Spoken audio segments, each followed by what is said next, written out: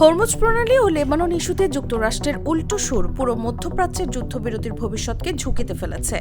Trump বলেছেন, Lebanon এই যুদ্ধবিরতির আওতায় নেই।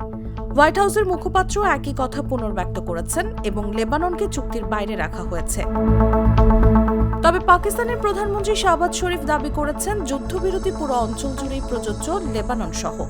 ইরানের পররাষ্ট্রমন্ত্রী আব্বাস আরাকচিও বলেছেন, যুক্তরাষ্ট্রকে সিদ্ধান্ত নিতে হবে, তারা কি সত্যিই যুদ্ধবিরতি চায় নাকি ইসরায়েলের মাধ্যমে যুদ্ধ চালিয়ে যেতে চায়। হোয়াইট হাউস জানিয়েছে, যুদ্ধবিরতির একটি প্রধান শর্ত হল হরমুজ প্রণালীতে কোনো ধরনের টোল বা ফি ছাড়া জাহাজ চলাচল নিশ্চিত করা। ট্রাম্প স্পষ্টভাবে বলেছেন, প্রণালী সম্পূর্ণ অবিলম্বে এবং নিরাপদভাবে খুলে দিতে হবে এবং কোনো অর্থ আদায়ের সুযোগ নেই।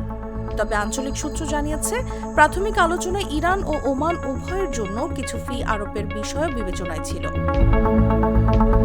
ইরান সতর্ক করেছে, লেবাননকে চুক্তির বাইরে রাখলে পুরো যুদ্ধবিরতি ঝুঁকির মুখে পড়তে পারে।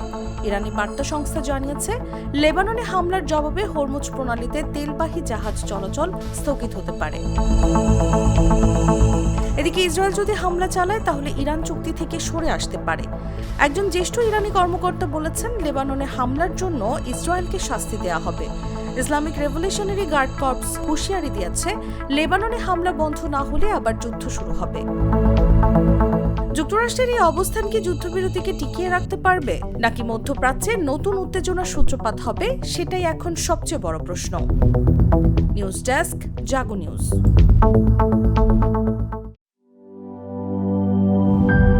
গ্লিটারের টুইন লেমন ও অ্যান্টিব্যাকটেরিয়াল ফর্মুলা বাসনকে চকচকে জীবাণুমুক্ত করে আমাদের দেয় গ্লিটার গ্যারান্টি।